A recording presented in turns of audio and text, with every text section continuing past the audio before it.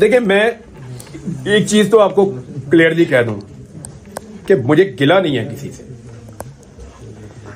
अगर किसी ने मेरे पे कीचड़ उछाला या किसी ने को गलत तरीके से पोर्ट्रे किया, उससे है मुझे प्रॉब्लम।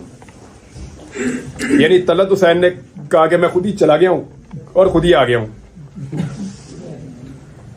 क्यों भाई? तलत हुसैन ने कहा, उनको कहां से ये बात पता चली? या उनको मैंने तो नहीं ये बात कही तलत हुसैन को? खुद ही चला गया, खुद ही आ गया, वो तो ये उन्होंने क्लेम कर दिया। यहां मेरा गिला बनता है। जो नहीं बोल पाया उससे क्या गिला करें? मजबूरी होगी कोई। सर, ये शायद हकान अब्बासी जिनका आपने दफा इंटरव्यू भी लिया था, एक दफा नहीं, 2-3 दफा लिया। 2-3 दफा उन्होंने कहा वो आपको जानते ही नहीं। बनता भी यही था।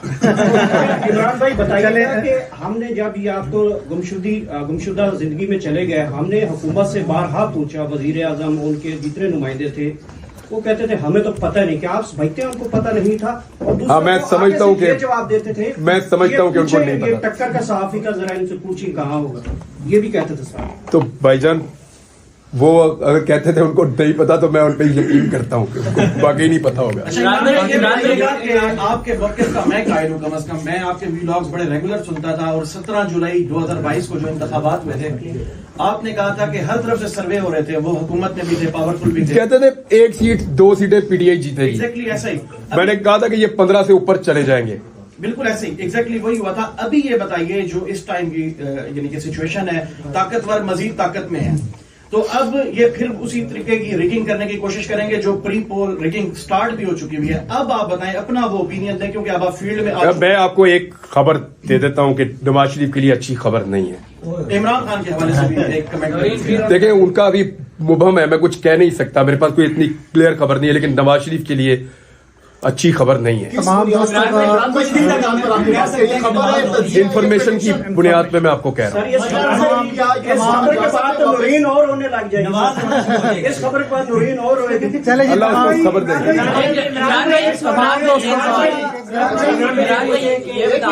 एक मुश्किल सूरत हाल से आप गुजर कर वापिस आ गए और अब आप ये कह रहे हैं कि मैं दोबारा से अपने रिदम के साथ अपने व्लॉग भी, अपना जो मौकफ था वो भी शुरू करूंगा।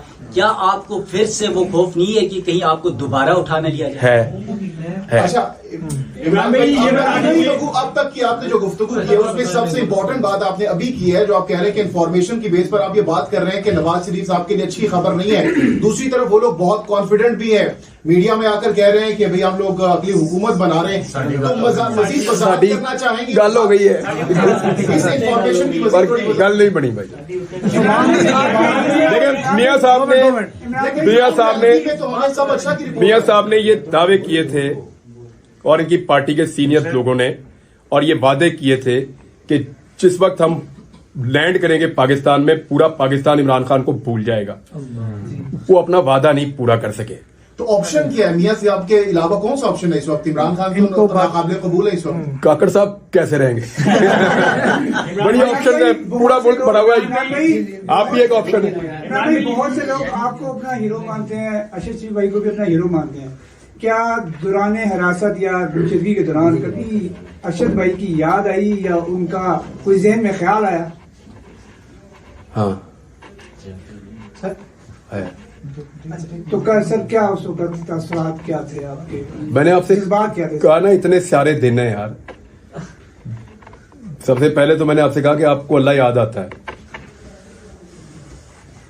फिर रोजाना मुझे कभी कोई बच्चा याद आता था, कभी फैमिली का कोई रुकन याद आता था, कभी अम्मी अब्बू, कभी कोई दोस्त बड़ी शिद्दत से याद आता था कि घोड़ी मेरे पास है, उसकी याद आ रही थी एक दिन। तो यही होता है ना आपको कि आपके पेट्स होते हैं, वो भी आपको बाद वक़्त याद आते हैं। दोस्त बहुत सारे ऐसे हैं जो याद आ रहे थे, लेकिन सीरियसली वाकई अरशद शरीफ मेरे दिमाग के एक कोने में रहा। वजह यह भी थी कि मुझे कई दफा लगता था शायद मैं भी वापस नहीं जा पाऊंगा, कि भी एक रीजन हो सकता है। कोई भी चीज श्योर नहीं होती। इमरान भाई, मीडिया वालों को बूस्ट किया है जिसका डिजिटल मीडिया को पोस्ट किया आपने, इमरान अरशद शरीफ को शहीद किया गया, आपके साथ ये किया गया। अब हम लोग इस तरह की वीडियो बनाते हैं, हमें तो रोका जाता है कि भाई इतने बड़े एंकर थे, उनके साथ ये किया गया, तो आपको छोड़ेंगे? तो ये जारी रखना चाहिए ये चीजें। देखिए, मैं एक चीज मानता हूं, ये डिसीजन आप सबको अपने अपने तौर पे करना है भाई। मैंने अभी क्या कहा कि मैं उन लोगों से गिला नहीं कर सकता जो बोल नहीं पाए मजबूरी से। क्यों करूं? हर एक अपनी जिंदगी, उसकी अपनी मजबूरी, उसकी अपने हालात हैं जिनके मुताबिक वो फैसला करता है। सबके अपने अपने हालात हैं ना, तो आपने अपने मुताबिक खुद फैसला करना। मैं अगर मशवरा आपको दूंगा तो सिर्फ ये दूंगा कि आप लोग कुरान पाक को पढ़ें तर्जुमे से।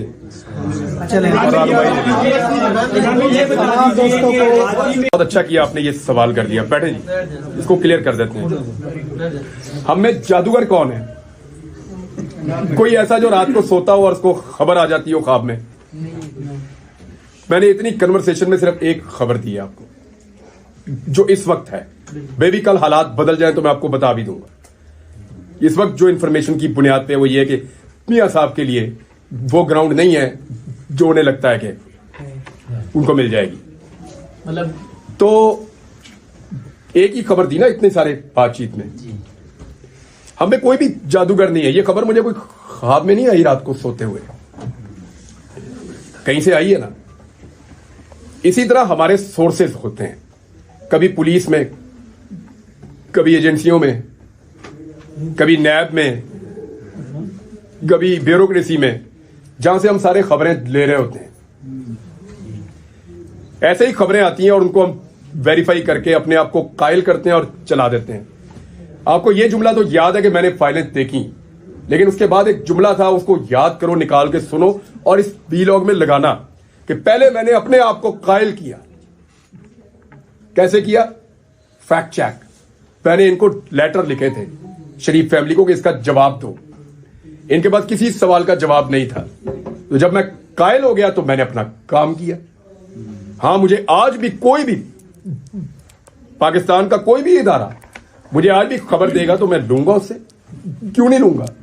लूंगा खबर, लेकिन अपने तरीके से उसको वेरीफाई करके चलाऊंगा जैसे मैं पहले करता था। आज भी लूंगा। देखें, ये नहीं हो सकता कि हमें ख्वाब में खबर आए और हम चला दें। ये he said she said journalism नहीं है।